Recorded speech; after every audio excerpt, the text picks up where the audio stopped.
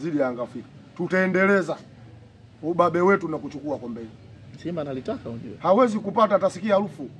Simba wana mtu ana nuksi. Nani? Tokea afike pale hajawahi kunyanyua kwa ligi kuu. Amediali.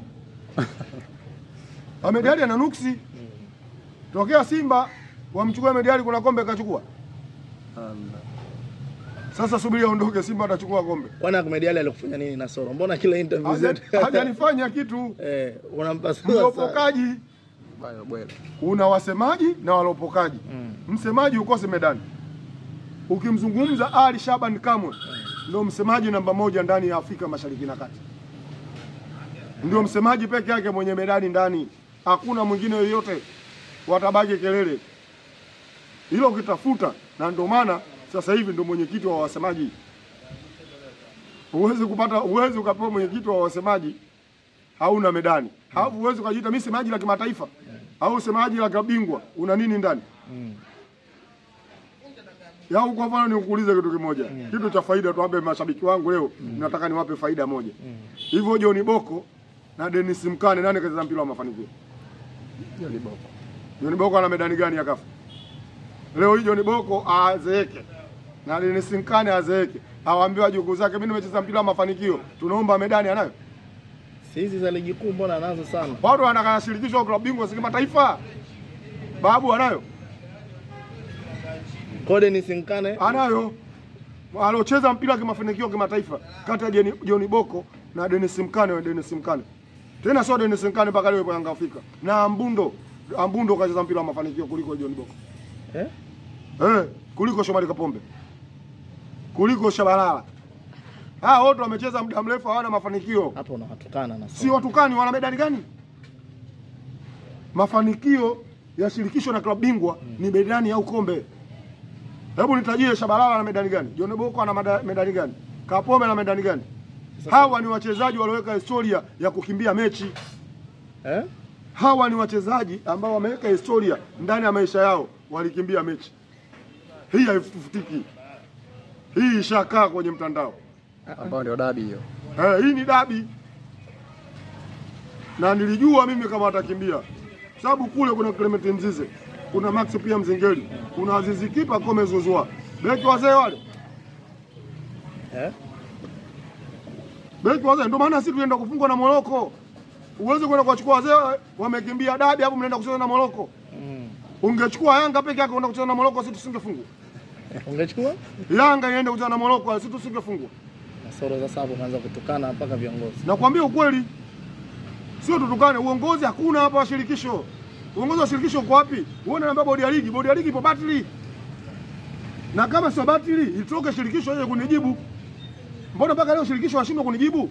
Tuwawape faida wananchi waelewe. Kwa nini mimi nazungumza batili? Bodi ya ligi inaundwa na viongozi wanaotoka kwenye vilabu. Mgutu hapo kwenye klabu gani? Katoka. Alikuwa Costa. Alikuwa, sasa hivi hayupo. Na ndio kama vile mbunge akichaguliwa kuwa waziri.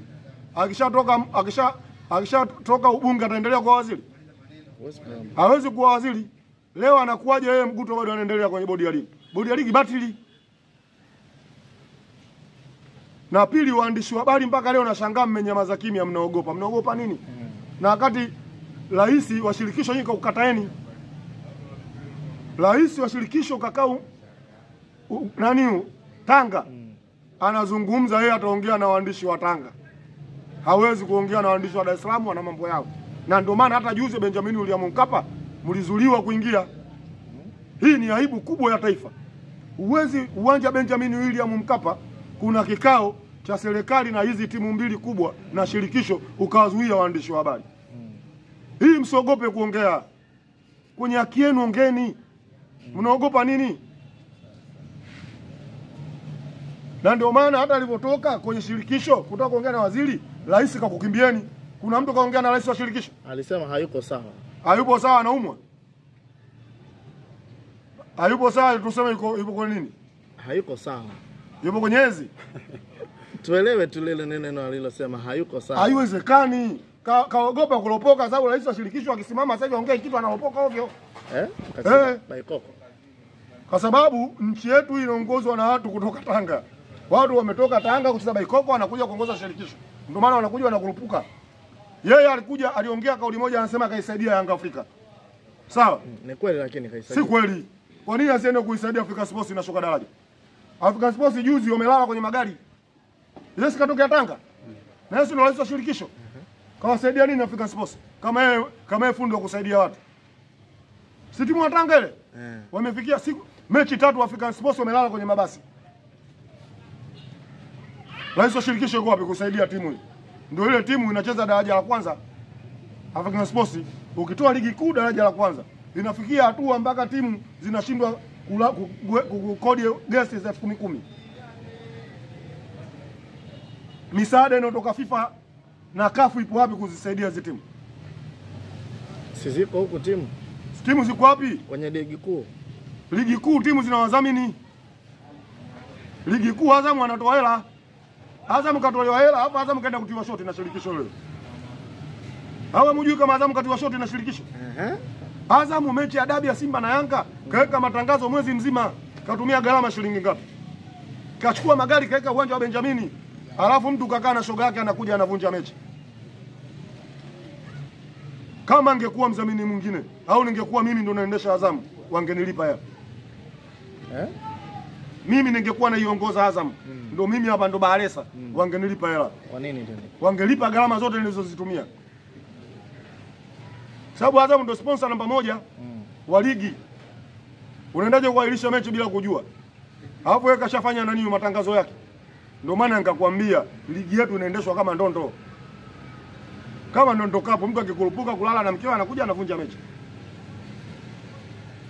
Sasa Yanga Afrika ndio timu iliyopigania uhuru nchi hii. Yanga Afrika ndio anaenda kunyoosha itiba. Yanga imepigania uhuru. Yanga imepigania uhuru nchi hii. Uhuru unatafutwa, umeenda kutafuta Yanga Afrika hapa. Kusudi mkoloni asijue watu wanafanya kitu gani. Hii nenda kaweke haya madini na kugea ndugu yangu. Nipe. Ndio tunahitaji. Nchi hii inatafutwa uhuru. Yanga Afrika pale makao makuu Mwarabu akawa anajua watu wanafanya mazoezi ya mpira. Kumbe watu wanafanya kuiokoa nchi hii.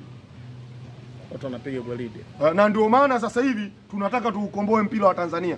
Tunataka ifuatwe kanuni na sheria, na ndio maana tumemwambia waziri kaenda kuongea pale na timu zote mbili.